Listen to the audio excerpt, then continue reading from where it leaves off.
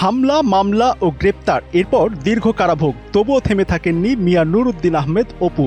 দলের মনোনয়ন নিয়ে আবারও ভোটারদের দরজায় হাজির বিএনপির এই প্রার্থী। মিয়া নুরুদ্দিন অপু ভাই বিগত 17 বছর অনেক জেল জুলুম নির্যাতিত হয়েছে। দেশনেতা তারেক রহমান ধানের শীষের প্রতীক নিয়ে শরীয়তপুর 3 আসনে অপু ভাইকে প্রার্থী করেছে।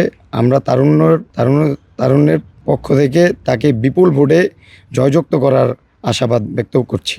ত্রয়োদশ জাতীয় সংসদ নির্বাচনকে সামনে রেখে শরীয়তপুর 3 আসনে গণসংযোগে ব্যস্ত সময় পার করছেন মিয়া নুরুদ্দিন আহমেদ অপু। ছুটে যাচ্ছেন সব মত শ্রেণী পেশার মানুষের কাছে। গ্রাম, হাটবাজার কিংবা চায়ের দোকান সবখানে উপস্থিত হয়ে নিচ্ছেন ভোটারদের খোঁজ খবর, শুনছেন তাদের সমস্যা, সেই সাথে দিচ্ছেন সমাধানের প্রতিশ্রুতি। আমি একজন নতুন ভোটার, তারুণ্যের প্রথম ভোট ধানের শীষের পক্ষে হোক, অপু ভাইয়ের জয় হোক। ইনশাল্লাহ অহমিদা আমাদের দেশের খোঁজ খবর ইনশাল্লাহ লইছে, ভালো মন্দ সব কিছু জানে, ভালো মন্দ অত কাজ কামও ইনশাল্লাহ আগে পাশে দিছে এবং ভালো লোক, আমরা ভোট দিয়া তারে জয়যুক্ত করে দেব ইনশাল্লাহ। 2018 সালে একাদশ জাতীয় সংসদ নির্বাচনেও শরীয়তপুরের এ আসনে বিএনপির প্রার্থী ছিলেন তিনি। সে সময় আওয়ামী লীগের নেতাকর্মীদের হামলার শিকার হয়ে কারাগারে যান অপু। 2024-এর 5 আগস্টে সরকার পট পরিবর্তন হলে সেই বছরের নভেম্বরে জামিনে মুক্তি পান তিনি। সব মশার বিরুদ্ধে সুরক্ষা দিতে এলো বসুন্ধরা এক্সট্রিম অ্যারোসল, মশার বিরুদ্ধে এক্সট্রিম সুরক্ষা। আমাদের তখনকার প্রধানমন্ত্রী, আমাদের প্রিয় নেত্রী দেশনেত্রী বেগম খালেদা জিয়া, আমাদের প্রিয় নেতা জনাব তারেক রহমান আমাকে শরীয়তপুর 3 নির্বাচন করার জন্য মনোনীত করে ধানের শীষ দিয়ে পাঠিয়েছিল। কিন্তু তখনকার আমার পরিবারের কিছু বিপদগামী লোক আমাকে হত্যা করার উদ্দেশ্যে তারা আমার উপর রক্তাক্ত করে আমাকে আক্রমণ করে।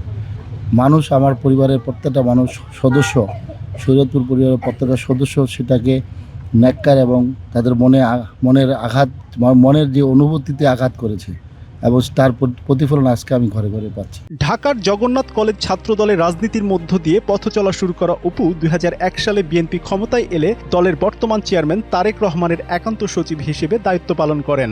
বরাবরই শরীয়তপুরের আসনটি আওয়ামী লীগের দখলে ছিল। ত্রয়োদশ জাতীয় সংসদ নির্বাচনে দলটি ভোটের মাঠে না থাকায় মিয়া নুরুদ্দিন আহমেদ অপুর সাথে প্রতিদ্বন্দ্বিতা করছেন দাড়িপাল্লা প্রতীকে মোহাম্মদ আজহারুল ইসলাম, লাঙ্গল প্রতীকে আব্দুল হান্নান এবং হাতপাখা প্রতীকে হানিফ মিয়া। 12 ফেব্রুয়ারি নির্বাচনকে সামনে রেখে আসনটির বিভিন্ন এলাকার পাড়া মহল্লা অলিগলি চষে বেড়াচ্ছেন নুরুদ্দিন আহমেদ অপু। পাচ্ছেন ভোটারদের সমর্থনও। ফার্স্ট সাইড লাভ, মানুষ আমাকে দেখছে আর ভালোবাসে। কেন ভালোবাসে আমি জানি না।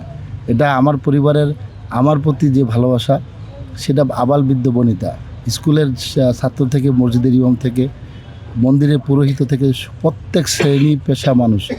নির্বাচনী মাঠে আওয়ামী লীগ না থাকায় দলটির নেতাকর্মীদের সমর্থন পাচ্ছেন বিএনপির এই প্রার্থী দাবি সমর্থকদের। তবে শেষ পর্যন্ত আসনটিতে কে বিজয়ী হবেন সেজন্য ভোটারদের অপেক্ষা করতে হবে আগামী 12 ফেব্রুয়ারি পর্যন্ত। শরীফুল ইসলাম ইমনের পাঠানো তথ্য ও ভিডিও চিত্রে ডেস্ক রিপোর্ট, কালের কণ্ঠ।